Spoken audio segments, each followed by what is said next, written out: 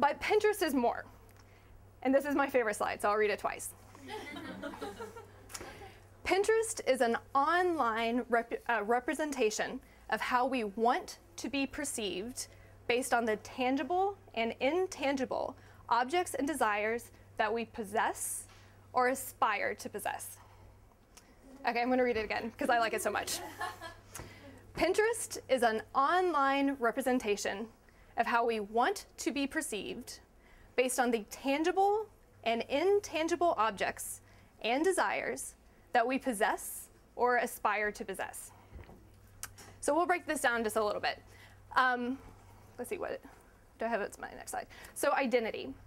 We're bringing our true identities onto Pinterest through Facebook Connect. Some of us are logging in through Twitter. Some of us are setting up our own accounts. For the most part, our true identities are being carried over to Pinterest. When people immediately get onto Pinterest, they're creating products that that they want to associate with themselves. Products I love, favorite spaces, my style, where I want to go, what my dream house is. These are a lot of aspirations that are being tied to an individual. And in some ways, it's kind of like a socially acceptable place to dump all of the products that you love in one place, which hasn't been socially acceptable anywhere else before. But in a lot of other ways, where Facebook is a timeline of what I've done, this is the past, I'm doing this, it's a journal. Pinterest has something that's very different. It's the future, what I want, what I aspire to have. And going back to this quote over here that I wrote, it's how we want to be perceived.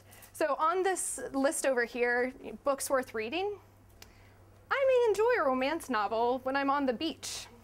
But if I want to present this image of myself of, a credible social media person, yada, yada, yada, I'm not going to put my romance books on my Pinterest shelf, more than likely.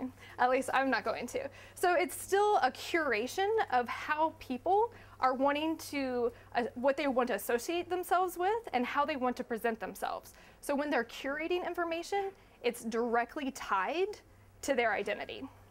So as you're thinking from a marketing standpoint, remember this. Is there any way that you can make your pins private so that people don't see them?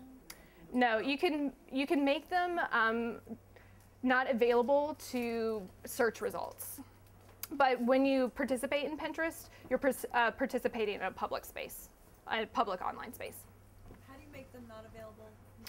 If you go into settings, there's like an option to have turn them off from browsers, but they're still public within Pinterest search. Okay, so how we want to be perceived. So it's based on how we want to project ourselves, based on the tangible and intangible objects. And I put tangible and intangible for two reasons. Tangible are the products, the places, the things that we can touch. But since all of you guys have been on Pinterest, you also know that it's not just products, it's quotes. There's tons of quotes. It's like these things, the intangible touchy-feely objects that we want to associate ourselves. Are we a go-getter? Do we have a health board? And does it have Nike? Just do it. So it's more than just products. We're associating ourselves with intangible objects too. And it's what we possess or aspire to possess. There's a lot of intent within Pinterest. And that's also what I wanted to touch on. I'm sure you guys are all social media savvy people here at this event tonight. There's a huge opportunity for brands to leverage the intent of Pinterest. From a user standpoint, they're possessing wish list items. I want to own this. I want to go here. I want to do this. And that's a huge, huge opportunity where we're not only getting, see, do I have, yeah, the slide. It's an extension of kind of the like button. On Facebook, we're going to see more ways of reviewing and associating yourself and your relationship with a product or a brand. We now don't just like things. We want things. We aspire to have these things. And that's a huge difference of how people can communicate their relationship with products. And there's also a difference between having and wanting. And if marketers know the difference, does someone already own this product?